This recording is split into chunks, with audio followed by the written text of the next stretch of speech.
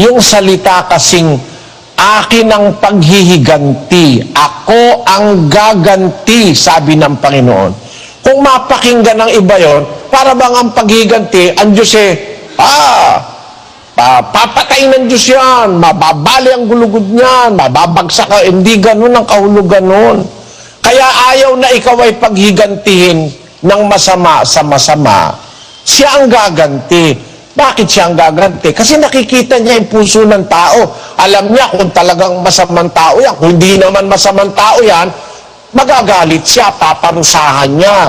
Wag niyo ikang waling kabuluhan ang galit ng Diyos, sabi dun sa Hebreo, na wag mong waling bahala ang parusa ng Diyos. Wag ka manlupaypay kung ikaw ay pinagwiwikaan niya, sapagkat pinarurusahan ng Panginoon ang kanyang iniibig at hinahampas ang bawat tinatanggap na anak. Kasi pag ang Diyos ang nagalit, yung karapat dapat nagalit. Anong galit yon? Halimbawa, hindi naman pala masamang tao yan, nagkasala lang, hahampasin niya yon. Kasi mahal niya yon, anak niya rin yun, kagaya mo rin, anak niya. Mahal niya kayo pareho. So, pag gumanti siya, tama lang ang igaganti niya, hindi siya sosobra, hindi siya magkakamali. Dahil alam niya kung talagang may kasalanan yung kapatid mo o wala, o baka natukso lang ng demonyo. Nakuha mo ba yun, Sis Luz? Opo, awa ng Diyos. Ang ganda nga po nun. Dahil, totoo naman po yun Dahil dati, pag sinabing sa Diyos ang paghihiganti, yung wag kang, yun po yung sitas na ginamit kanina, na wag maghigantihan mga iniibig, bigyan ninyong daan ang galit ng Diyos, sapagkat nasusulat, akin ang paghihiganti, ako ang gaganti, sabi ng Panginoon.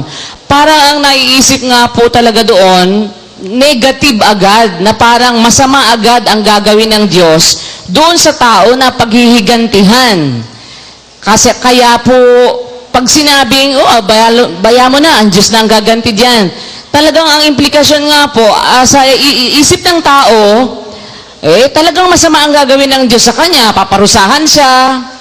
Pero hindi po pala ganun nga Hindi naman ang ibig sabihin noon, nung sabihin na, akin ang paghihiganti, ako ang gaganti, sabi ng Panginoon, kaagad, masama agad ang gagawin doon sa paghihigantihan.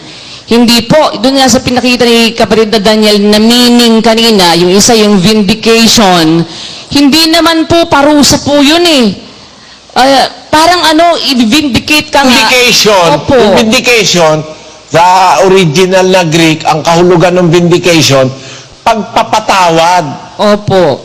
Ano? Opo. Halimbawa, nagkasala sa iyong kapatid mo, ibigay mo sa Diyos ang paghihiganti. Kung karapat dapat, papatawarin siya ng Diyos, i-vindicate siya. Opo. Kung kailangan siyang paluin, papaluin siya sapagkat pinapalo ng Diyos ang kanyang tinatanggap na anak. Kung kailangan siyang parusahin, paparusahan siya para wag namang maparusahan kasama ng sanlibutan. So, hindi masama ang ibig sabihin nun.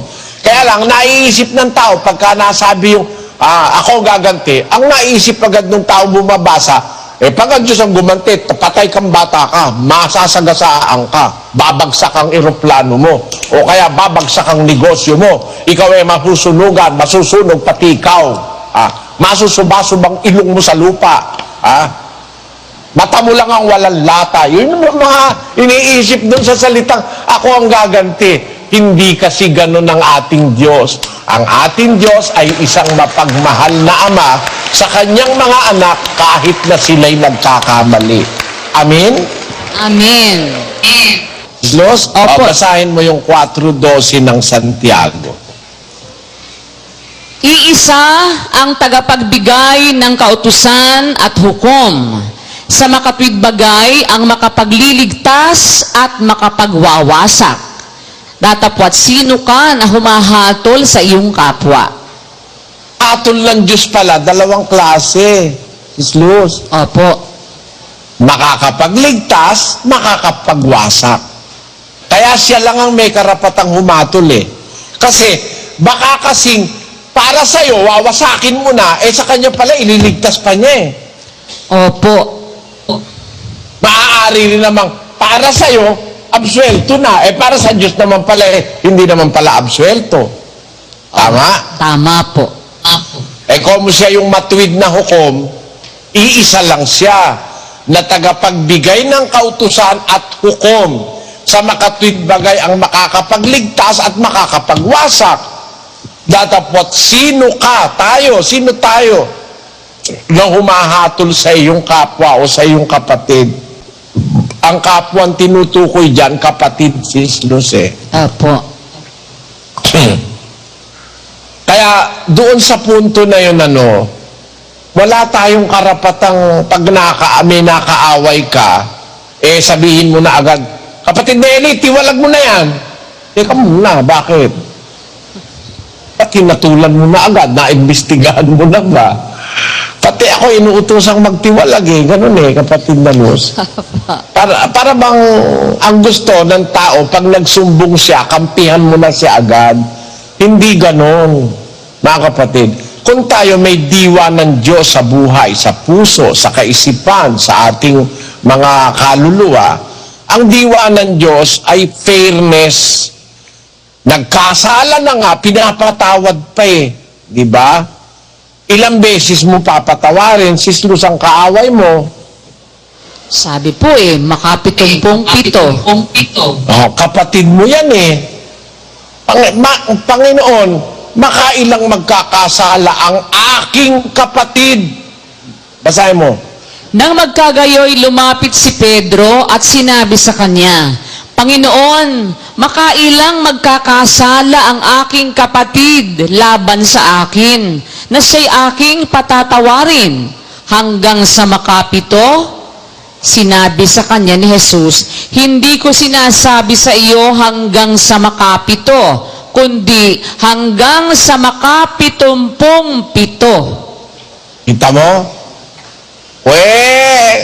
Kapatid kasi yan Ang pagpapatawad sa kapatid ay walang bilang halos Napakalawak. Hindi naman pito makapitumpong pito. O 70 times 7. Makapitumpong pito. And that is 490 literally speaking. Magkakasala ba sa iyong kapatid mo ng 490? Kapatid na Luz? Hindi na po. Siguro madami na po yun. Magkakasala ba ang isang kapatid sa iyo ng 490? Hindi po. Hindi. Alam mo kung bakit? Bakit po? Hindi mo naman bibilangin kasi pinapatawad mo nga, paano mo bibilangin? Okay. Opo. Kung nagbibilang, hindi nagpapatawad yon. Sabi, nakakaapat ka na. Tandaan mo. Sabi gano'n. Nakakalima ka na. Nakakalima pa lang 490 kay Kristo bakit mo binibilang? Kung susunod ka kay Kristo, hindi mo bibilangan. Bakit? Pinatawad mo, paano mo bibilangin? Amen po. Kung minsan kasi, nadadala tayo ng kaisipan natin.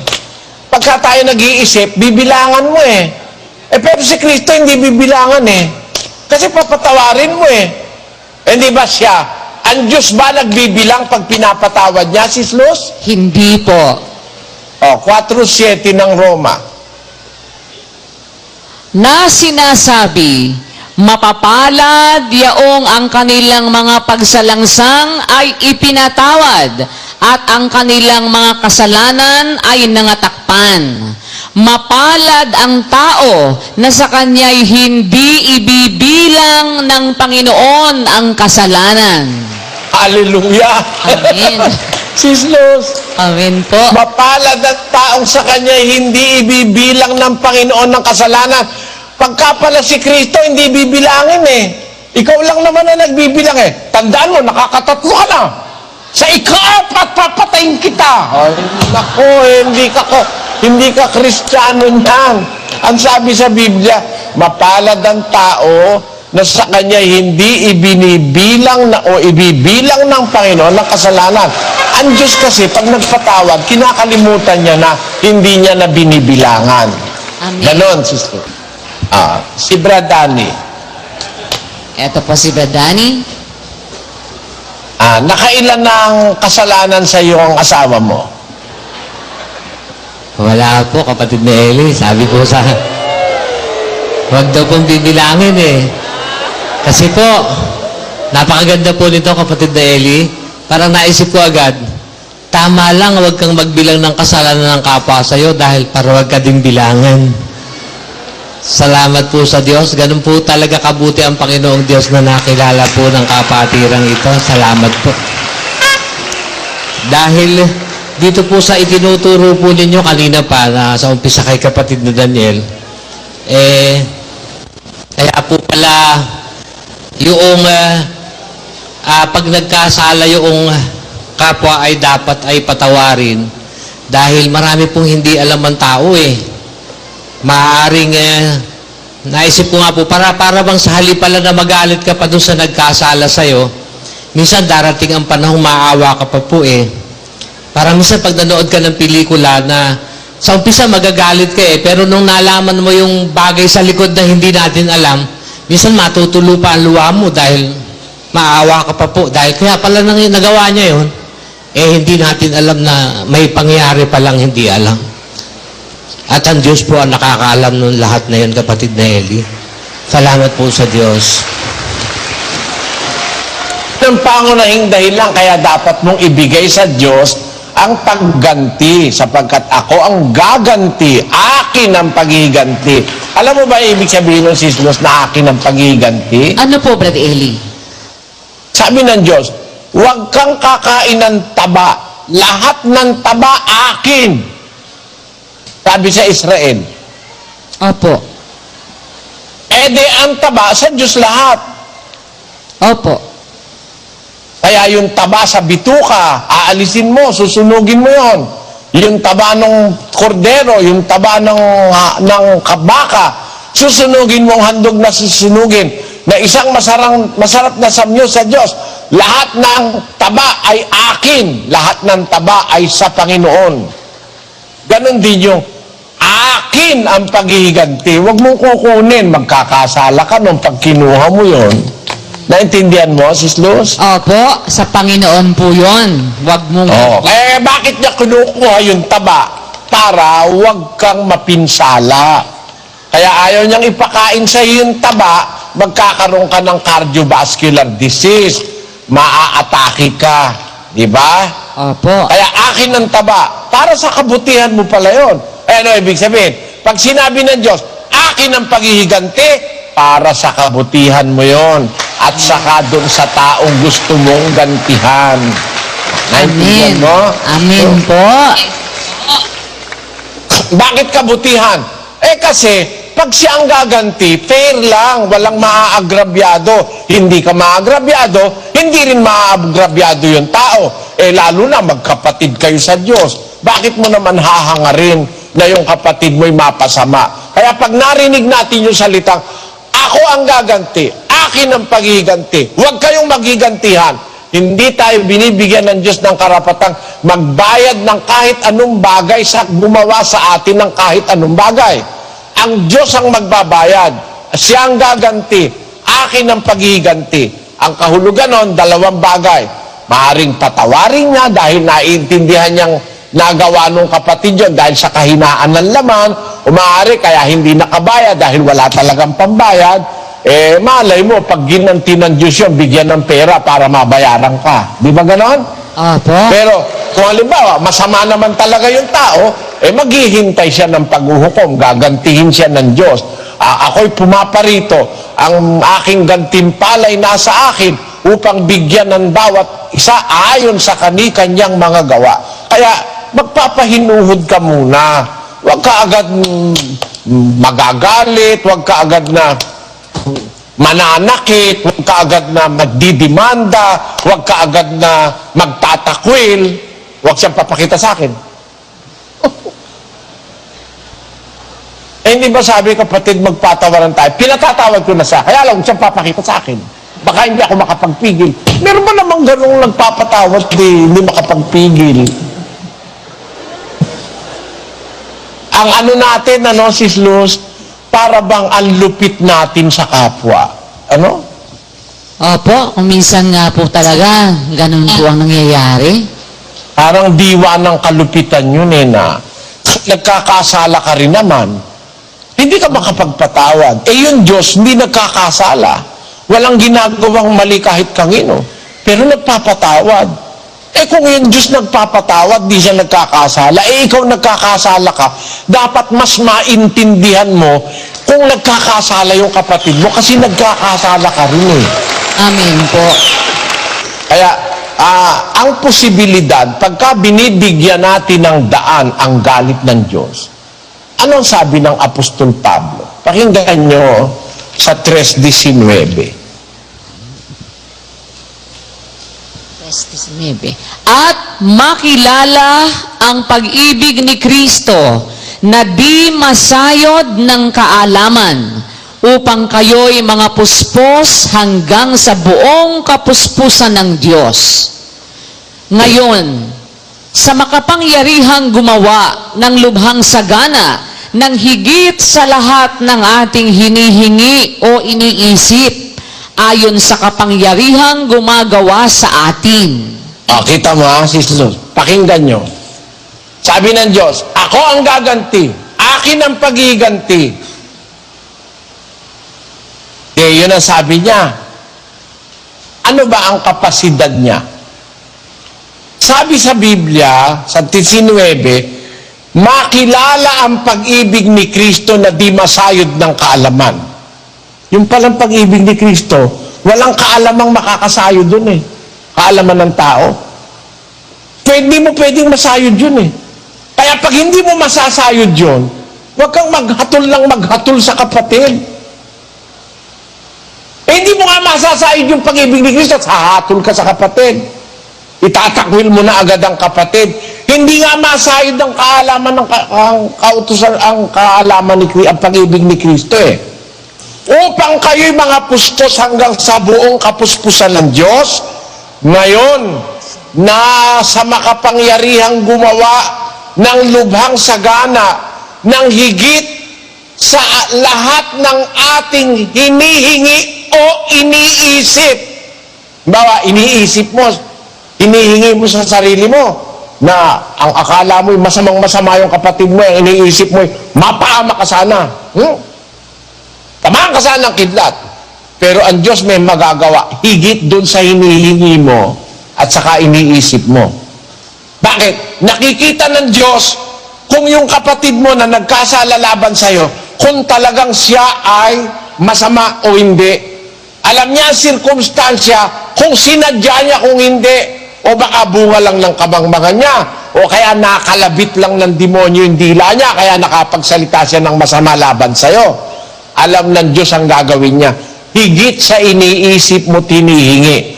Sa kaalamang ito, dapat nating ilagay sa isip natin, ang pag-ibig ni Kristo hindi masasayod ng lahat ng kaalaman ng tao. Ano gagawin mo? Ipagpasa Diyos mo. Siya ang nakakaalam ng gagawin niya. At pagka pinagpasa Diyos mo na, huwag mong isipin at the back of your mind na masama sana ang maggawin ng Diyos sa Kanya.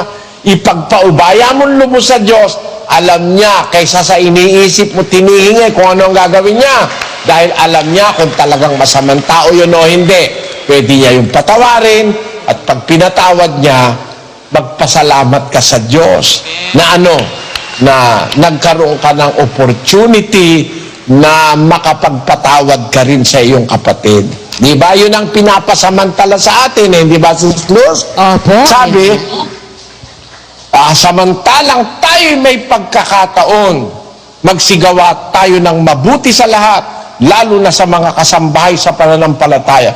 Yung mabuti na yon, bawat mabuti na yon, parang baga ng apoy sa ulo ng iyong kaaway. Mararamdaman niya yon, magiging paraan ng Diyos yon para makapag-isip siya. At pag nag-isip siya, bubuti siyang tao. nakapagligtas ka pa ng isang kaluluwa. Di ba ganon, Sis Lu? Opo, salamat sa Diyos. Dapat lang natin talaga palaging i-consider ito, 5:8-9 ng unang Pedro. Pakibasa. Kayo'y maging mapagpigil, kayo'y maging mapagpuyat. Ang inyong kalaban na dyablo, na gaya ng leyong umuungal, ay gumagala na humahanap ng masisila niya. Ulitin mo nga, Sis Luz. Kayo'y maging mapagpigil, kayo'y maging mapagpuyat. Ang inyong kalaban na dyablo, na Sino ang kalaban talaga natin? ang dyablo po. Hindi ang kapatid. Amen po. Kung nakagawa ng masama sa iyo yung kapatid, ang posibilidad, ang dyablo ang nagtatrabaho kaya nagawan ka ng masama ng kapatid mo. Kung nakagawa siya ng masama, hindi siya ang kalaban mo, ang dyablo. Kaya wag mong gagantihin yung kapatid mo ng masama. Baka natukso lang siya ng dyablo. Ang talagang kalaban mo, ang dyablo. Pag ginantihan mo yung kapatid mo ng masama, nananagumpay ang dyablo, tuwa. Sabi nga ni Brad Daniel, may isang batalyon ng cheering squad sa likod niya. Yee! Nagsisigawan mga demonyo. Kasi nagalit ka sa kapatid mo, hindi mo pala alam, kaya pala nagkasala yung kapatid mo, may kagagawan yung demonyo, tinukso. Naintindihan mo, Sis Luz? Opo. Dapat natin laging isaisip, may kalaban tayo, yung dyablo. Yung kalaban mo, hindi ng kalaban ko. Matalino yung kalaban natin. Ang gagawin niya, tayong dalawa pag-aawayin niya. Pero siya talagang kalaban natin, nakatago lang siya. Opo. Naintindihan mo yung kapatid na Dani? Opo, sa awa po ng Panginoong Diyos, kapatid na Eli. Talagang ganun po pala pag hindi po talaga ituturo ninyo. Nagiging biktima po kami ng ganong mga pagkakataong madali pala dahil hindi namin alam, hindi alam ng mga lingkod na pwedeng kasangkapanin parehong kapatid para sa halip na magtulong po ang magkapatid para labanan yung tunay na kalaban na dyablo, gumagamit ng talino yung demonyo para sa halip na siya ang labanan, sila ang mapagsabong, silang dalawa, tuwang-tuwa po siya. Pero salamat po sa Diyos, kung ito ang lagi nga pong maikukonsidera ng isang lingkod ng Diyos, ma-identify una po talaga sinong kalaban. Para hindi po magkaroon ng confusion kung sino ang kalaban, ang dyablo ang kalaban. Kung ang nakikita po natin pala ang kalaban mo na kapatid, galit na tayo ay sa kapatid, confused na tayo nun, hindi yun ang kalaban Kaya salamat po sa Panginoong Diyos, kapatid na Eli. Ngayon, maliwanag po sa amin, ang kalaban hindi kapatid. Ang kalaban natin ng magkakapatid, ang dyablo. Kung meron mang Ang kalaban nating dyablo, matalino. Opo. Sa talino niya, pwede niyang magawa na ang laban ipasa sa atin, malabas siya. Pero siya ang mastermind sa likod. Huwag natin kakalimutan yon. Ang kalaban natin ang dyablo. Anong klaseng laban? Sa 12 ng Epeso.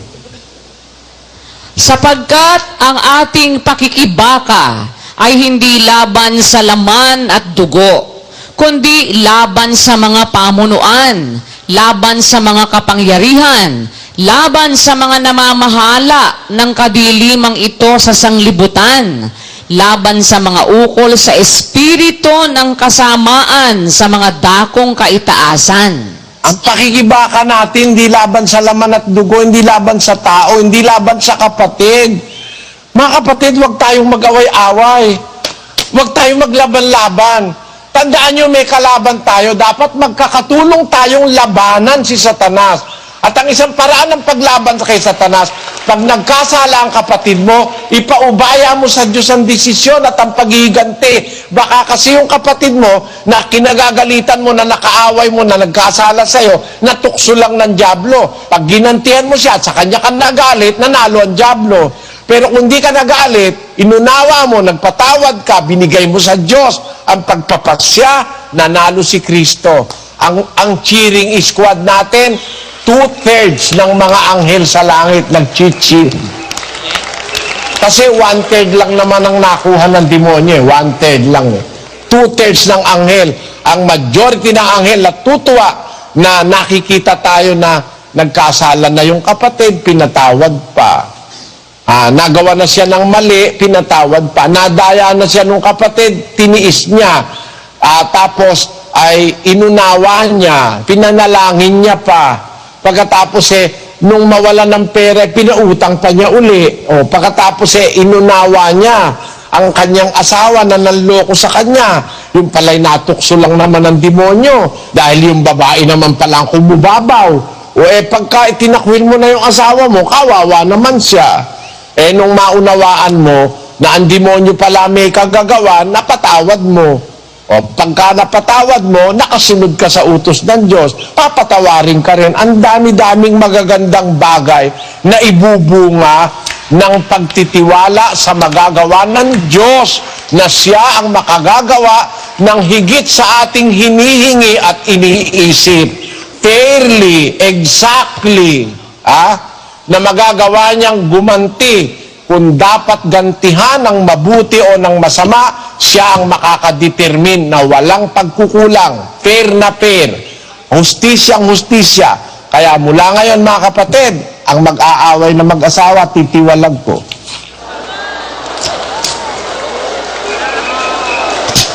Yung mag-aaway at magdidimandahang magkapatid, titiwalag natin. Hindi kayo tinatabla ng aral pagka ganyan. Ang kaaway nyo, ang iglesia, hindi ang demonyo. Kakampi kayo ng demonyo. Kasi, pagka ang kapatid sinisiraan mo, pag ang kapatid ilalagay mo na sa YouTube at ilalagay mo na sa Facebook ang sama ng loob mo, tagumpay na sa iyo si Satanas. Sana wag ganyan. Sana tulungan tayo ng Diyos na itong aral na ito na laban sa laman ng tao ay matanggap natin na may pananampalataya. Kasi hanawa tayo ng Panginoon.